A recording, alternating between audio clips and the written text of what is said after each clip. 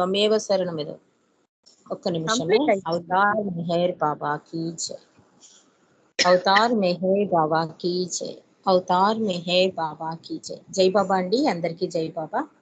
దివ్య ప్రీతముడు అవతార పురుషుడైన మెహర్ ప్రభు ఇచ్చిన ఈ అద్భుత అవకాశంలో ప్రార్థనా గీతాన్ని పుష్పలత గారు పాడవలసిందిగా కోరుతున్నాం.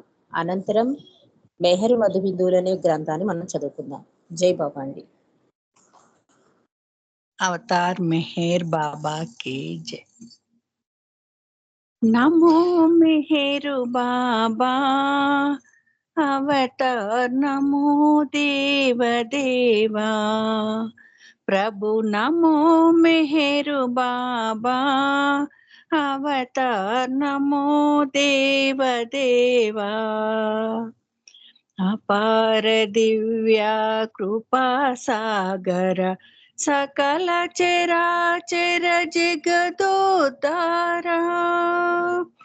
अपार दिव्या कृपा सागर सकल चराचर जगदोद्धारा।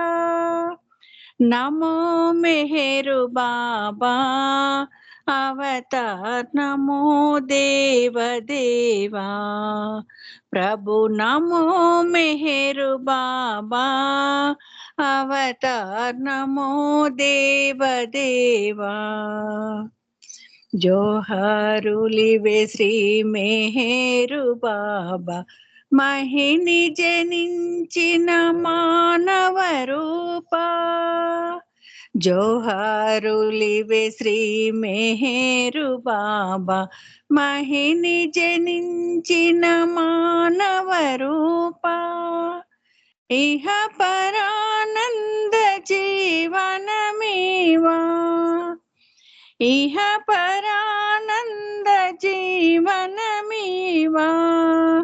भव भय भंजन परम पावना, नमो मेहर बाबा अवतार, नमो देव देवा प्रभु, नमो मेहर बाबा अवतार, नमो देव देवा।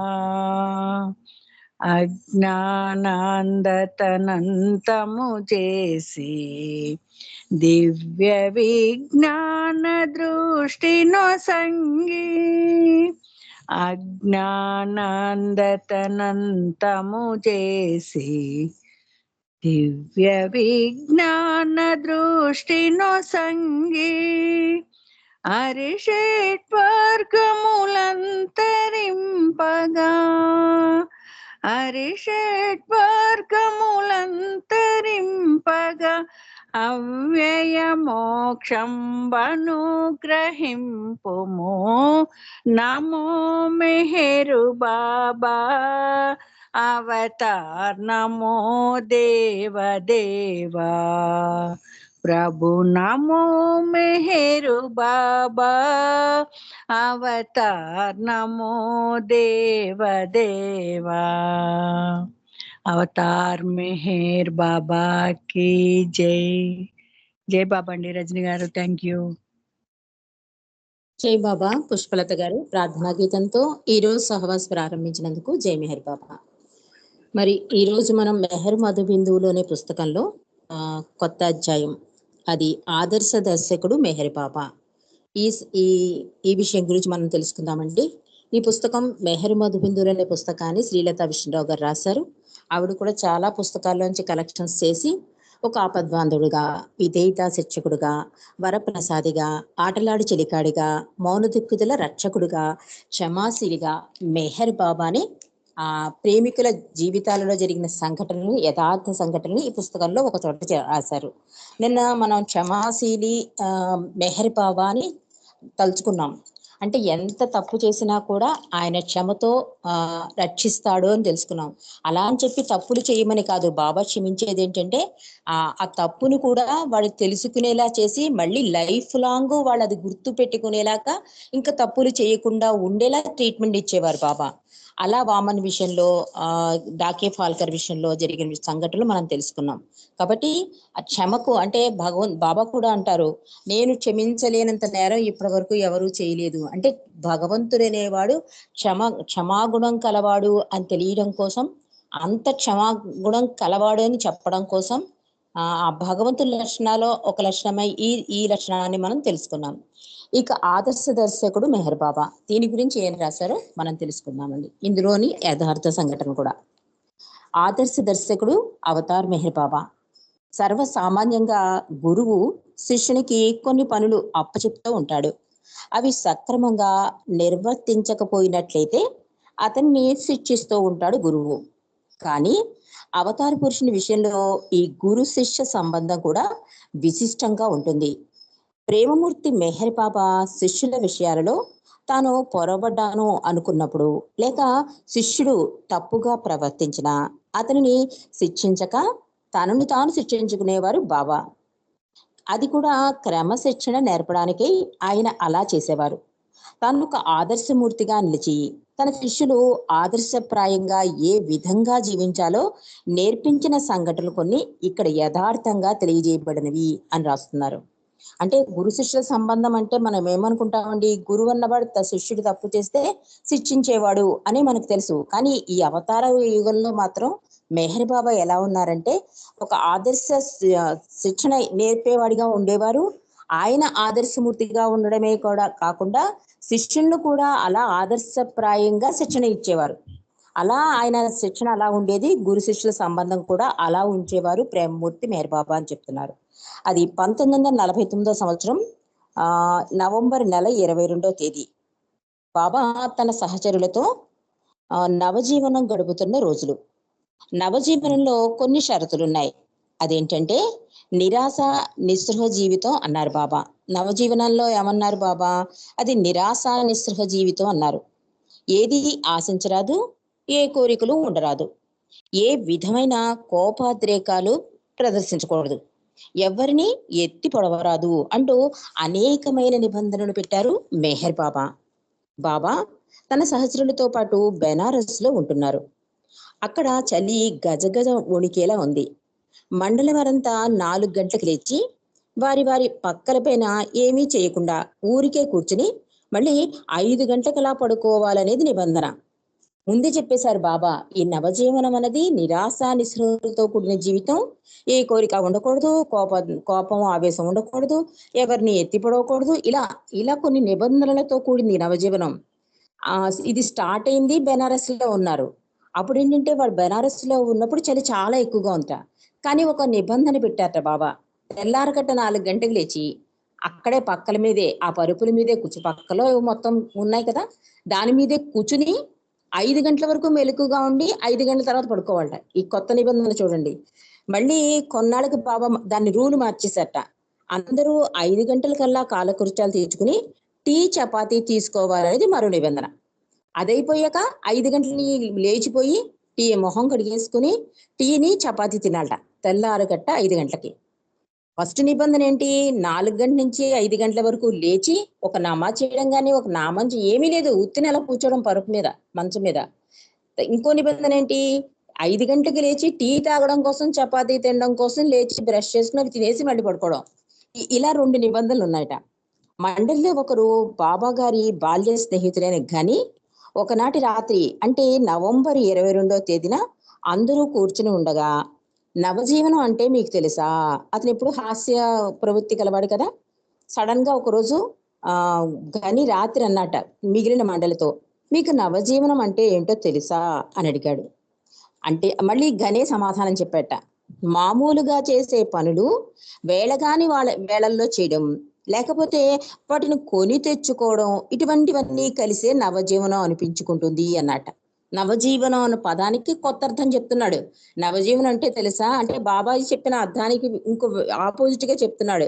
అంటే మామూలుగా డైలీగా చేసే పనులని వేళగాని వేళల్లో చేయడం, అంతేకాకుండా కొన్నిటిని కొని తెచ్చుకోవడం, ఇలాంటి వాటిని వేళగాని వాళ్ళలో పనులు చేయడం, వేళగాని వాళ్ళలో లేచి తినడం, ఇలాంటి పనులన్నీ కలిసి చేయడమే నవజీవనం అనిపించుకుంటుంది అంటూ తన సహజమైన హాస్య ధోరణిలో చెప్పాడు గని.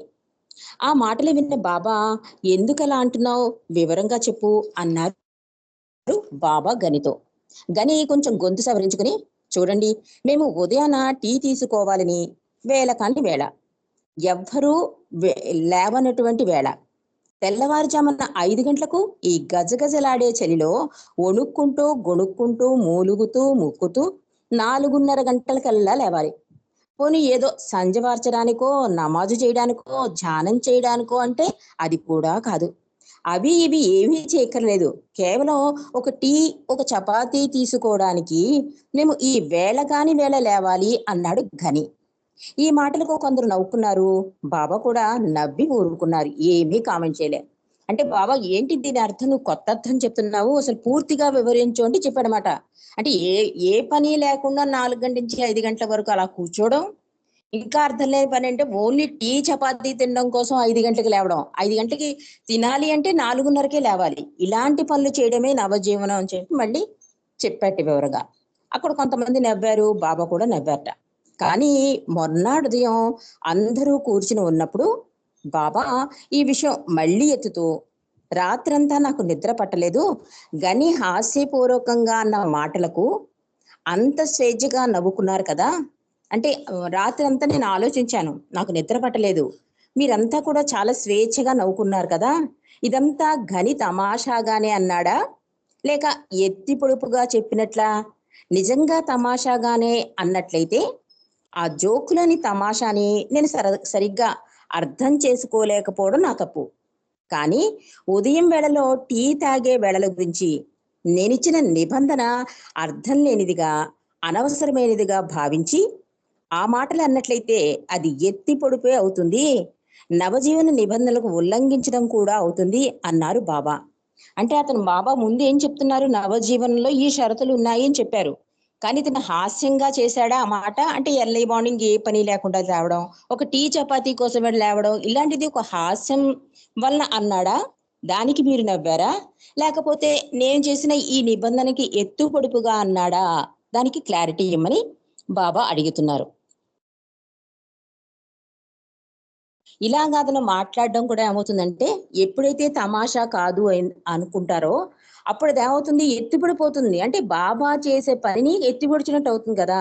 ఇది నవజీవన నిబంధనను ఉల్లంఘించినట్టు అవుతుంది అన్నారు బాబా. సహచరులంతా బాబా మాటలకు దిగ్భ్రాంతి చెందారు. అంటే ఆ రోజు ఆ విషయం అయిపోయింది, నవ్వేసుకున్నారు, మరి అయిపోయింది అనుకున్నారు వాళ్ళు. కానీ బాబా వదలలేదు. మర్నాడు మళ్ళీ ఈ టాపిక్ ని తీసుకొస్తూ అడుగుతున్నారు బాబా. ఇది ఇలా బాబా అడిగేసరికి వాళ్ళందరూ కూడా దిగ్భ్రాంతి ఆశ్చర్యపోయారట. బాబా, మీరిచ్చే ఆజ్ఞలు మాకు తేలికగా అర్థం కావు. కానీ మేమెవ్వరము వాటిని అనవసరమైనవని, అర్థం లేనివని ఎప్పుడూ అనుకోలేదు. మరీ మరీ నొక్కి చెప్పారు మండలి సభ్యులంతా. బాబా, మేమైతే ఆ టైంకి అలా తమాషాగానే అనుకుని మేము నవ్వాం తప్ప, మీరిచ్చిన ఏ ఆర్డర్ కూడా అనవసరమైంది, అర్థం లేదనే మా ఊహ మాత్రం అయితే మాకు లేదు అన్నట్ట. అయితే గత రాత్రి జరిగింది ఒక జోకు కిందనే తీసుకుందాం అన్నారు బాబా.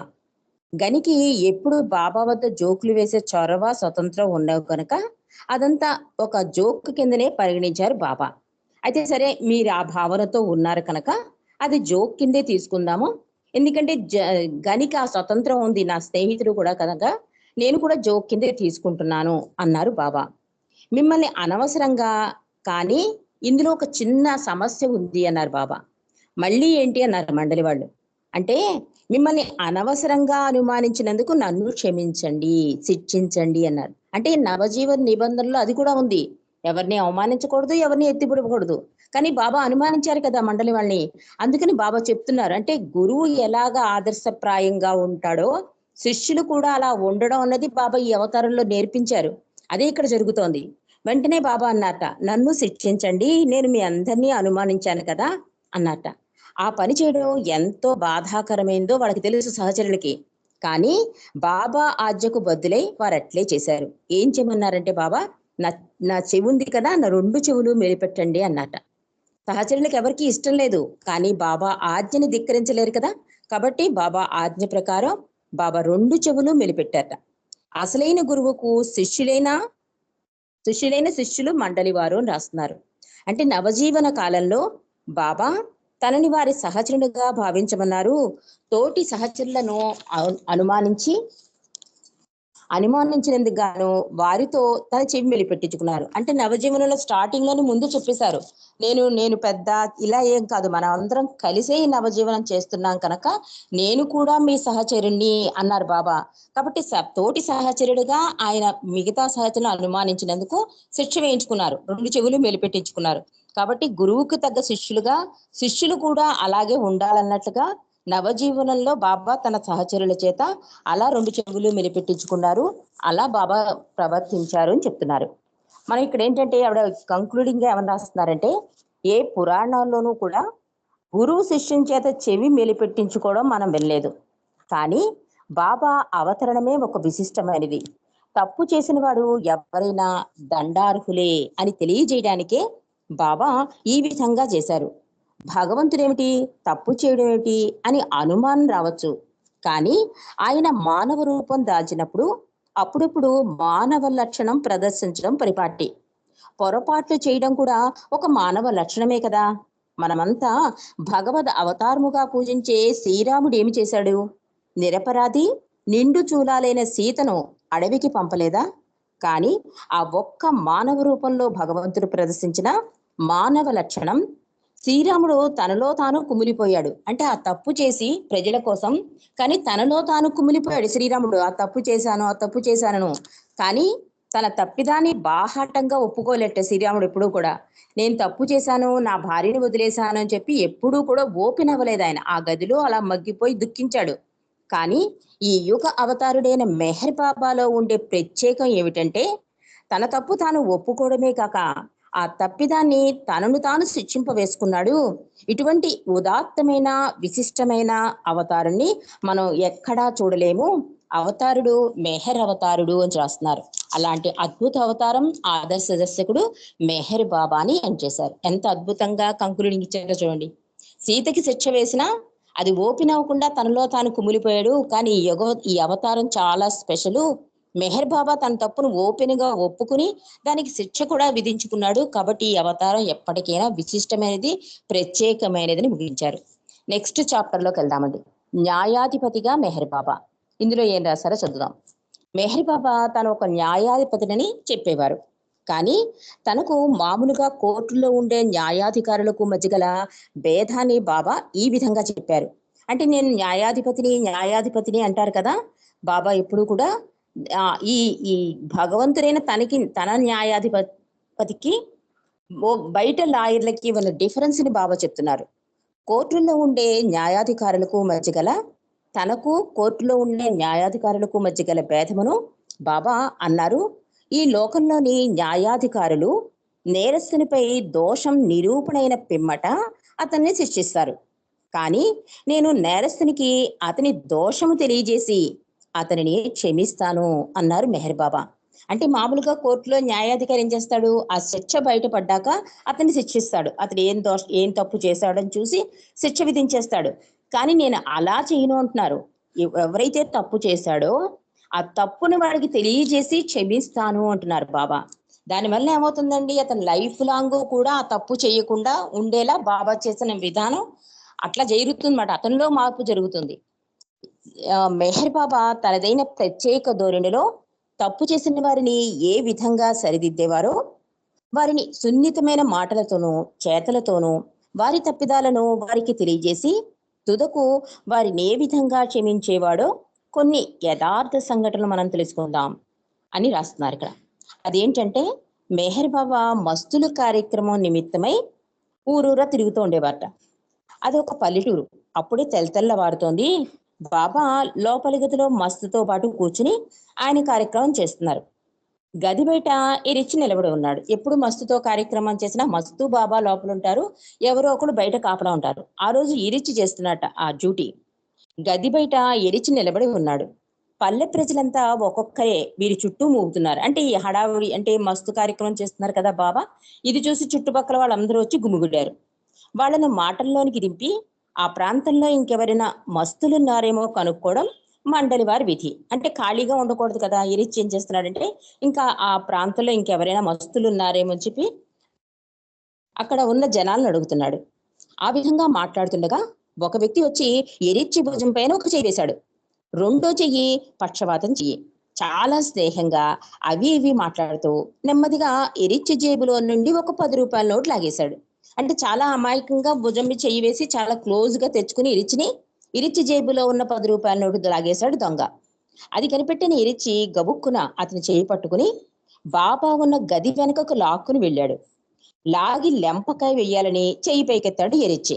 కానీ ఇంతలో వెనక నుండి ఇతని చెయ్యి ఎవరో పట్టేశారు. అంటే ఎరిచ్చి చెయ్యిని ఎవరో పట్టుకున్నారట. ఎరిచ్చి తిరిగి చూసేటప్పటికి అక్కడ బాబా నిల్చున్నారు. బాబా అన్నారు, ఏం చేస్తున్నావు నువ్వు అన్నారు బాబా. బాబా, వీడు నా జేబులో 10 రూపాయలు కొట్టేశాడు బాబా అన్నాడు ఇరిచ్చి. ఏమి నిజమేనా అడిగారు బాబా దొంగని. అతను పాపం తల వంచుకున్నాడు. బాబా అతని చెవులు మెలిపెడుతూ ఇలాంటి పని మరెన్నడూ చేయకు అని ఇరిచ్చి వైపు తిరిగి అతనికి 10 రూపాయలు ఇచ్చేయి. అనవసరమైన వాటి కొరకు ఒక్క నిమిషం అతనికి 10 రూపాయలు ఇచ్చివేయి. అవసరమైన వారి కొరకు కదా ఈ డబ్బు. అతనికి ఆ డబ్బు అవసరం లేకపోతే ఈ పని ఎందుకు చేస్తాడు అని అతనికి 10 రూపాయలు ఇప్పించి మరెన్నడూ దొంగతనాలు చేయవద్దు అని హెచ్చరించారు బాబా. బాబా చెప్పిన ప్రేమకు పశ్చాత్తాపంతో అతను వెళ్ళిపోయాడు. అంటే ఇరిచ్చి జేబులో ఆ 10 రూపాయలు కొట్టేసిన వెంటనే ఈచి కోపం వచ్చేస్తుంది కదా, సహజంగా వస్తుంది ఎవరికైనా. ఆ వెంటనే కొట్టబోతుంటే బాబా వచ్చి చేయి పట్టుకుని ఏం చేస్తున్నాను అని అడిగితే బాబా చెప్తున్నాడు, నా జేబులో 10 రూపాయలు కొట్టేశాడు బాబా అంటే వెంటనే బాబా అతని చెవులు మెలిపెట్టి ఆ దొంగతో అంటున్నారు, ఇంకెప్పుడు ఇలాంటి పనులు చేయకని చెప్పి ఇరిచ్చితో అంటారు, అవసరానికే కదా డబ్బు, ఎంత అవసరమో అతను ఆ దొంగతనం చేశాడు కనుక అవసరానికి కావాల్సిందే కదా డబ్బు, ఆ డబ్బు అతనికి ఇచ్చేయని చెప్పి 10 రూపాయలు ఇచ్చేసి ఇంకెప్పుడు దొంగతనం చేయకని చెప్పి ఆ దొంగకి హెచ్చరిక చేసి క్షమించేసి ప్రేమ చూపించారు బాబా. ఆ దొంగ కూడా చాలా పశ్చాత్తాపంతో బాబాకి మొక్కి వెళ్ళిపోయాట. దొంగతనం చేసిన వాడు పట్టుబడిన వాడిని శిక్షింపక ప్రేమతో వారిని హెచ్చరించి వారిలో పశ్చాత్తాపంతో కూడిన పరివర్తన తీసుకుని రాగలిగిన దైవీ న్యాయాధిపతి మెహర్ బాబా అని రాస్తున్నారు. ఇప్పుడు దొంగతనం చేసినటువంటి, అందుకే మనం నిన్న కూడా ఒక కథ చదివాం ఆ డాకీ ఫాల్కర్ విషయంలో. శిక్షించండి అని మండలి వాళ్ళు అంటే బాబా ఏమంటారు, శిక్షించడం అనేది మానవ లక్షణం, క్షమించడం అనేది దైవీ లక్షణం అని చెప్పారు. నిన్న మనం తెలుసుకున్నాం డాకీ ఫాల్కర్ విషయంలో. ఇక్కడ బాబా అదే పనిచేశారు. అతను దొంగని తెలిసినా కూడా అతని అవసరాన్ని తెలుసుకున్నాడు తండ్రి. అవసరాని కోసమే కదా డబ్బులు ఎవరైనా దొంగిలిస్తారు, అవసరం లేకపోతే ఎవరు దొంగిలించరు కదా.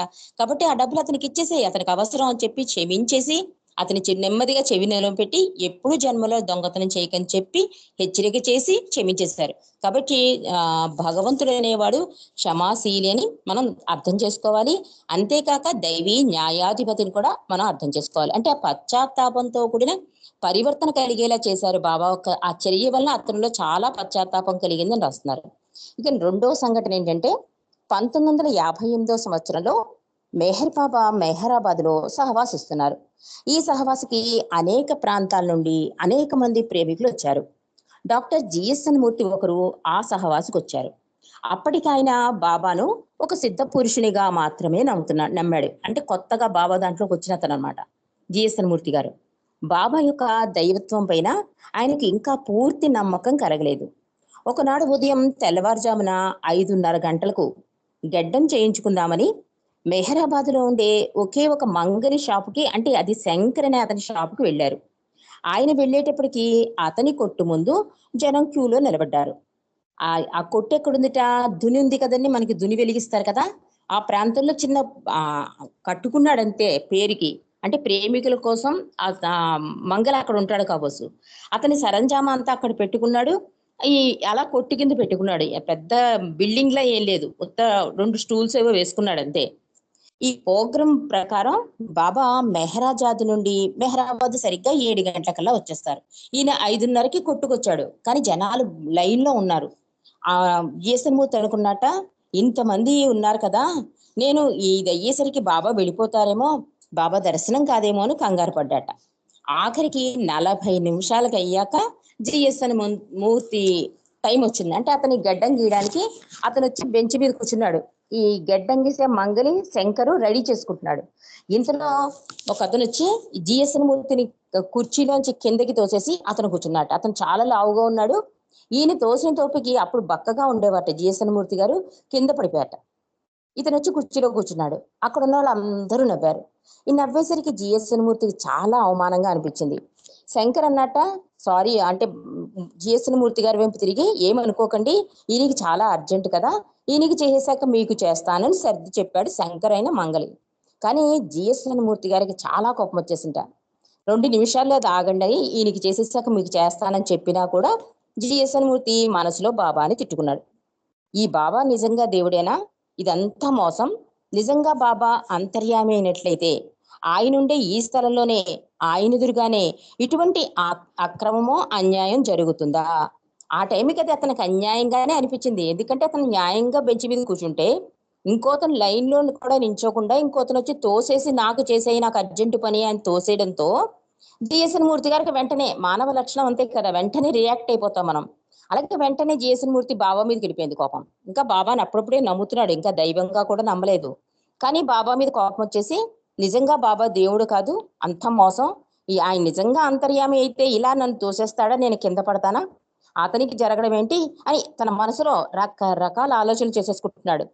పైగా ఉంటున్నాడు, నీవే గనక నిజంగా భగవంతుడివైతే, నిజంగా నీవే ప్రేమపిత మెహర్ బాబావే అయితే, నిజమైన న్యాయాధిపతివే అయితే, ఇదిగో నన్ను త్రోసేసి కూర్చున్న ఈ లడ్డూ వాడిని తీసుకొచ్చి అతన్ని తీసేసి నా గెడ్డం చెయ్యాలి మంగలి, లేకుంటే నేను ఈ రోజే మెహరాబాద్ వదిలి వెళ్ళిపోతాను అన్నట్టు.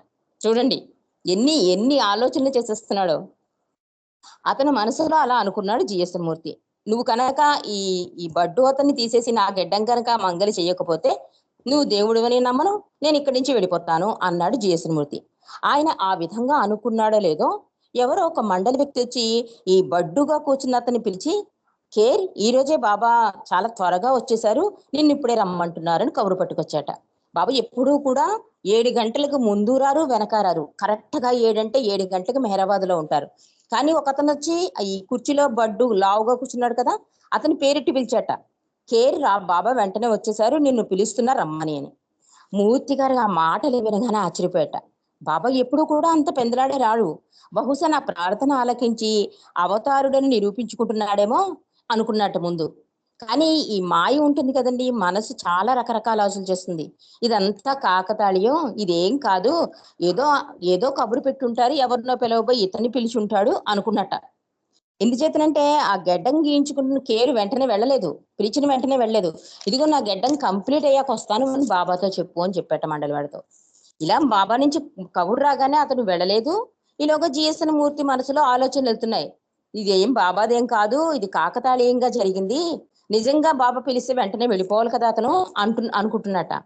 ఆ వెనక్కి వెళ్ళిన మండలి సభ్యుడు మళ్ళీ వచ్చి, బాబా నువ్వు ఎలా ఉన్నావో అలా రమ్మంటున్నారు అని కబురొచ్చించండి. ఎందుకంటే ఈ జిఎస్ఎన్ మూర్తి మనసులో ఇంకో కోరిక కూడా కోరుకున్నాడు. నిజంగా బాబా భగవంతుడైతే కనుక, ఈ ఆయన అంతర్యామి అయితే కనుక, నిజంగా నా మనసులో ఉద్దేశం తెలుసుంటే కనుక నాకు జరిగిన ఈ అవమానం అతనికి కూడా జరగాలి. అతను సగం గెడ్డం గీసుకుని లోగానే అంటే ఒకటి గీస్తాడు, ఒక వైపుకి షేవ్ చేస్తారు, ఇంకో వైపు షేవ్ చేయబోతూ ఉంటారన్నమాట. ఇది ఈ సగం గెడ్డంతోనే బాబా దగ్గరికి వెళ్ళాలి అని, నాకు జరిగిన అవమానం అతనికి జరగాలి అనుకుంటాడండి జిఎస్ఎన్ మూర్తి. అంటే ఇంక అక్కడ ఏం ఉండదండి, అంటే అవమానం జరిగిందంటే అలా రియాక్ట్ అయిపోతూ ఉంటాడు మాయ వల్ల మనిషి. అంత జిఎస్ఎన్ మూర్తి స్థాయి వేరసలు ఆయన. కానీ ఆ టైంలో అలా ప్రవర్తించేశాడు అంతే, ఆ మనసులో ఆలోచనలు వచ్చేసాయి. వెంటనే వెనక్కి వెళ్ళిన మండలతను మళ్ళీ ముందుకొచ్చి, కేర్ బాబా నిన్ను వెంటనే ఎలా ఉన్నవాడిని అలా రమ్మంటున్నారు, కాబట్టి నువ్వు ఇమీడియట్ గా రా అని అంటాడు. కేర్ ఇంకేం చేయలేక, అంటే సగమే గీసుకున్నాడు పాపం. శంకర్ అంటాడు, ఈ మంగళతను బాబా సంగతి మీకు తెలుసు కదా సార్, పిలిచిన వెంటనే వెళ్ళాలి, మీరు ఎన్నాళ్ళ నుంచో బాబా దగ్గర ఉంటున్నారు కదా, ఏమైంది వెళ్ళిపోండి, మళ్ళీ వచ్చాక నేను మీ సగం గెడ్డం గీస్తాను అంటాడు శంకర్. వెంటనే కేర్ ఇంకేమీ ఆలోచించకుండా, ఆ ఒకవైపు క్లీన్ అయిపోయి ఉంటుంది, ఒకవైపు సబ్బు నురుగుతూ ఉంటుంది, అలాగే వెళ్ళిపోతాడు కేర్. అక్కడ ఉన్న వాళ్ళు ఎంతో పక్క నవ్వుతారు. కానీ జిఎస్ఎన్ మూర్తి మాత్రం స్టన్ అయిపోతాడండి, భయపడిపోతాట. ఎందుకంటే తన మనసులో ఏదనుకుంటే అది జరిగిపోతుంది. ముందేమనుకున్నాడు, ఇతనికి గెడ్డం గీయకుండా ఉంటే బాగుండు, వెళ్ళిపోవాలి అనుకున్నాడు, అలాగే కబురు వచ్చింది. ఇతనికి అవమానం జరగాలి, అలాగే అవమానం జరిగింది, అందరూ నవ్వారు సగం గెడ్డంతో అలా వెళ్ళంతో. దాంతో జిఎస్ఎన్ మూర్తికి చాలా భయం వేసింట, ముందు నవ్వు రాలట, భయం కూడా వేసి, నిజంగా మెహర్ బాబా భగవంతుడే అని కంక్లూజన్కి వచ్చాడు. ఆ రాముడే, ఆ కృష్ణుడే ఈ సనాతనుడైన మెహర్ బాబా అని చెప్పి వేణోళ్ళు బాబాని పొగిడి, ఆ తర్వాత తన గడ్డం గీయించేసుకుని బాబా దర్శనానికి వచ్చాడు. బాబా దర్శనానికి వచ్చాక ఈ కథ ఇంతటితో ముగియలేదు అని రాస్తున్నారండి. బాబా దర్శనం అయిపోయింది, అందరూ భోజనానికి వెళ్ళిపోయారు. భోజనం చేస్తున్న మూర్తిని బాబా టెంట్ లోకి పిలిచారు. చూడండి, భోజనం చేస్తుంటే మూర్తిని పిలుస్తారు, బాబా రమ్మన్నారు, నేను వెంటనే వెళ్తాడు బాబా దగ్గరికి.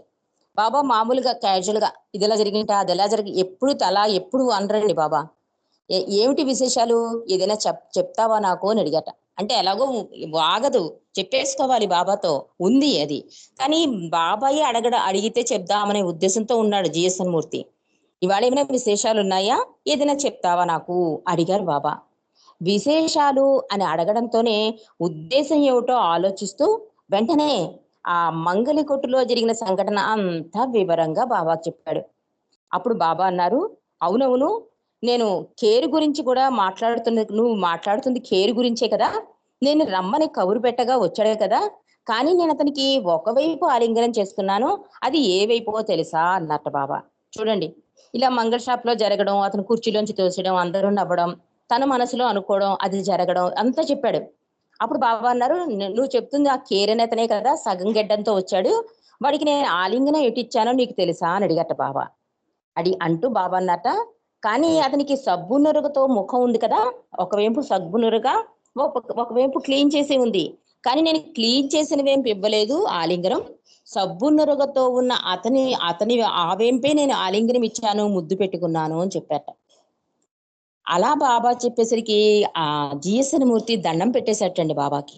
2 చేతులతో దండం పెట్టేసి కళ్ళమ్మటి నీళ్లతో ఏడ్చేసేట. అంటే ఎంత బాబా కరుణామయుడు అని నిరూపించడం కోసం. అంటే అవమానం ఎక్కడ పడ్డాడు, అతను క్లీన్ చేసుకున్న టైంలో అవమానింపబడ్డాడు. సబ్బు నూరుకి ఎక్కడొచ్చింది, ఇతని అవమానానికి తిరిగి బాబా నేనున్నాను, నేను భగవంతుని, నాకు అంతా తెలుసు, నేను న్యాయాధిపతిని అన్నట్టుగా అతనికి మళ్ళీ తిరిగి అవమానం జరిగేలా చేశారు, ఇతనికి తృప్తి కలిగేలా చేశారు. ఇదంతా తలుచుకునేసరికి జిఎస్ఎన్ మూర్తి కళ్ళమటి నీళ్ళు వచ్చేసి 2 చేతులతోనూ జోడించి బాబాకి నమస్కరించారట. చూడండి, ఇక్కడ బాబా చేసిన చర్య కూడా మనం శ్రద్ధగా వినాలి. బాబా తన దగ్గరికి రమ్మని సౌజ్ఞ చేసి జిఎస్ఎన్ మూర్తి ఆ చేతులు విడదీశారట. 2 చేతులతో దగ్గర పెట్టాడు కదా, ఆ 2 చేతులను విడదీసేసి తన 2 బాహువులు ఆయన చుట్టూ చుట్టి గాఢంగా ఆలింగనం చేసుకున్నారట. ఆ చర్య ఎలా ఉందంటే, 2 చేతులు ముడిచి భయపడుతూ నమస్కరించడం కాదు బాబా కోరేది, ఆ భయాన్ని తొలగించడానికి ఆ 2 చేతులు విడదీసి భగవంతుడు కోరేది భయారహితమైన ప్రేమపూర్వకమైన భక్తి మాత్రమే అని తెలియజేయడానికి మూర్తి గారిని 2 చేతులతో ఆలింగనం చేసుకున్నారు బాబా అని రాస్తున్నారండి. ఎంత అదృష్టం భాగ్యశాల చూడండి జిఎస్ఎన్ మూర్తి. అంత తపనతో బాబాని అడగడం, నువ్వు దేవుడువా అని అడగడం, అవమానపడ్డం, అంత స్థాయి అలా ఉన్నా కూడా ఆయన న్యాయాధిపతి కనుక ఆ కేర్ చేసిన చర్య తప్పు, అలా కుర్చీలోంచి తోసేయడం తప్పు, అలా ఆ దర్పం చూపించడం తప్పు కనుక అతనికి శిక్షగా ఏమో సగం గడ్డంతో అందరిలో తిరిగేలా చేశారు.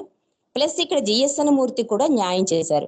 పైగా ఏమంటున్నారు, భయపడుతున్న జిఎస్ఎన్ మూర్తితో ఏమంటున్నారు బాబా, 2 చేతులతో నమస్కరించడం కాకుండా 2 చేతులు విడగొట్టి ఆలింగనం ఇచ్చారు. భగవంతుడు అనేవాడు భయారహితమైన ప్రేమపూర్వకమైన భక్తిని మాత్రమే కోరతాడు అని చెప్పి జిఎస్ఎన్ మూర్తికి తెలియజేశారు. కేరు అన్యాయంగా మూర్తిని తోచివేసి జబర్దస్తిగా గడ్డం చేయించుకోవాలనుకున్నాడు, కానీ అది తప్పు సుమా అని సున్నితంగా అతనికి తెలియడానికే గడ్డం చేయించుకున్న అతన్ని ఆ గడ్డం గీయించుకున్న వైపు అతని ఆలింగనం చేసుకోకుండా తాను పిలవగానే ఒకవైపు సబ్బు నురగతో ఆ ముఖంతో వచ్చిన ఆ విధేయతకు బాబా ఆ సబ్బు నురగతోనే అతనికి ఆలింగనం ఇచ్చారు.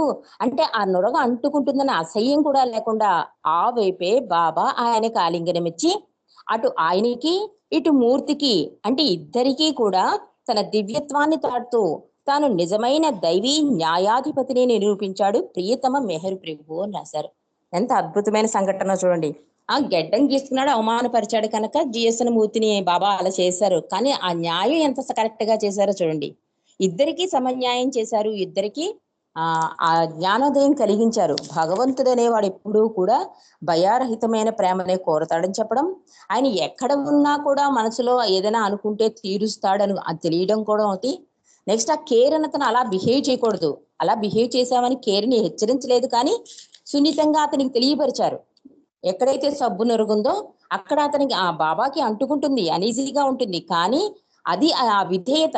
అలా ఉన్నవాడిని అలా రమ్మన్నారు కనుక ఆ సబ్బు నొరుగుతో వచ్చి బాబాని దర్శించుకున్నాడు కనుక ఆ వైపే ఆలింగనం ఇచ్చి అతనికి కూడా బాబా న్యాయం చేశారు అని చెప్పి ఈ సంఘటన ముగించారు. ఇలా అద్భుతమైన న్యాయాధిపతిగా మెహర్ బాబాని మనం తెలుసుకుంటున్నాం. ఇంకో విషయం, ఇంకో సంఘటనలోకి వెళ్దామండి. అది సింపుల్ గా చెప్పేసుకుని సంకీర్తనలోకి వెళ్ళిపోదాం. అదేంటంటే చిన్నపిల్లల స్టోరీ, చిన్నపిల్లల గురించి. మెహర్ బాబా మెహరాబాద్ లో స్థాపించిన ఆశ్రమ బడిలో వివిధ జాతుల బాలురు ఉండేవారు. ఒకసారి ఇద్దరు బాలురు పోట్లాడుకుని కొట్టుకున్నారు. ఆ తగద బాబా ముందుకు వచ్చింది.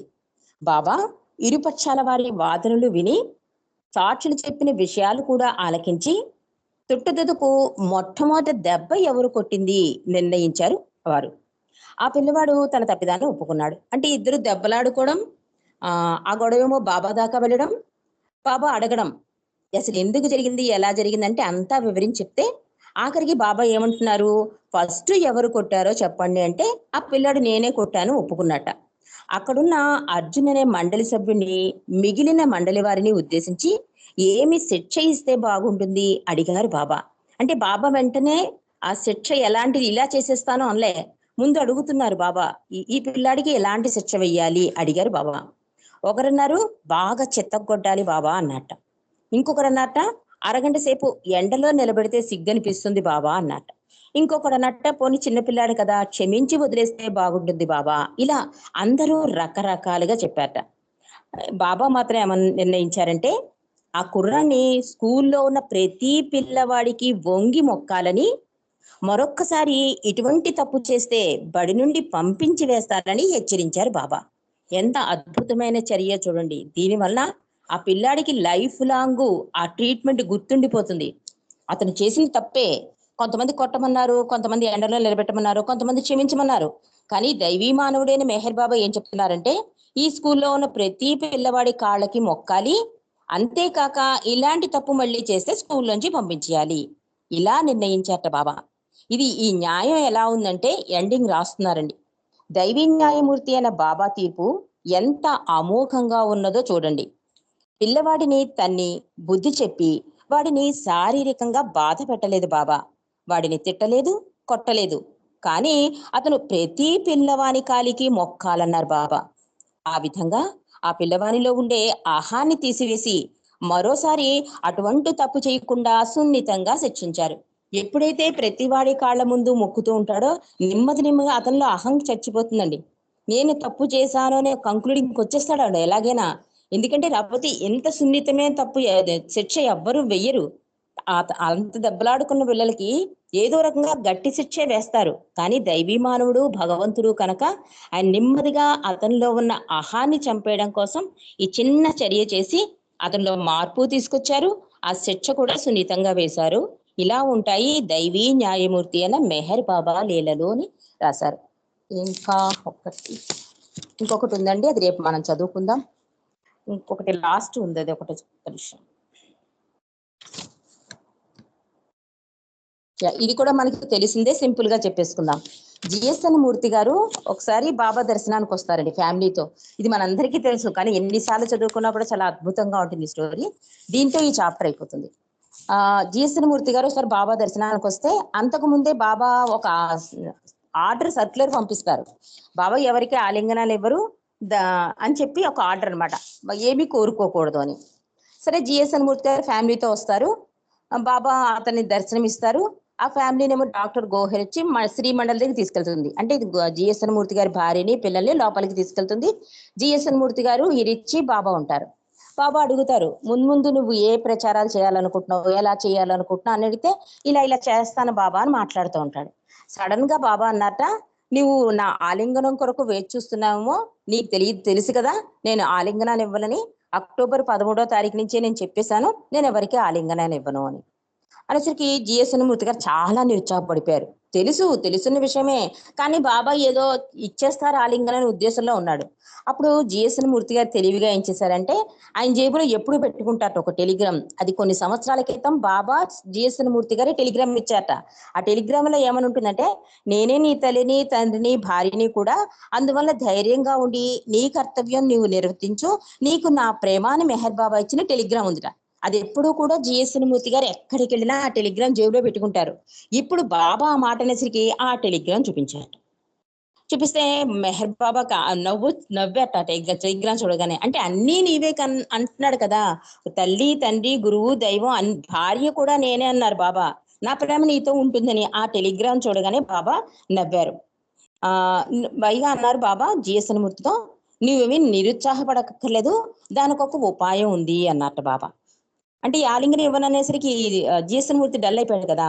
అంటే ఇరిచి మేము తిరిగి బాబా అన్నట్ట, నేనైతే ఆలింగనం ఇవ్వను, కానీ జిఎస్ఎన్ మూర్తి వచ్చి నన్ను ఆలింగనం చేసుకుంటే తప్పు కాదు కదా అన్నట్టు ఇరిచికేసేసి. అంటే నాకేం తెలుస్తుంది బాబా, మీ ఇష్టం, మీకు ఇవ్వాలంటే ఇవ్వండి, లేకపోతే లేదు, నేనెక్కడ చెప్పగలను అన్నట్టు ఇరిచి. అంటే ఇరిచికి ఏం చెప్పాలో తెలియక బాబా అన్నట్ట, అయితే నువ్వే సాక్ష్యం, రేపటి రోజు బాబా ఆలింగనం ఇచ్చేసారు అనడానికి వీలేదు, నేనైతే ఇవ్వలేదు, జిఎస్ఎన్ మూర్తి ఇస్తే మాత్రం నేనే అభ్యంతరం పెట్టను, ఇది మాత్రం నువ్వే సాక్షి అని చెప్పి ఇరిచితో చెప్పి ఇరిచిగే అన్నట్ట. అప్పుడు ఇరిచి ఇంకెందుకు ఆలోచిస్తావు, బాబాయి చెప్పేశారు కదా, వెళ్ళి ఆలింగనం ఇయ్యి అంటే ఆలింగనం ఇచ్చేటండి జిఎస్ఎన్ మూర్తి బాబాకి. ఆయనలో ఉన్న దివ్యత్వాన్ని అంతా లాగేసుకున్నానా అన్నంత ఆనందం కలిగించండి జిఎస్ఎన్ మూర్తికి. అంత గట్టి ఆలింగనం ఎప్పుడు ఇవ్వలేదు అంటున్నాడు జిఎస్ఎన్ మూర్తి.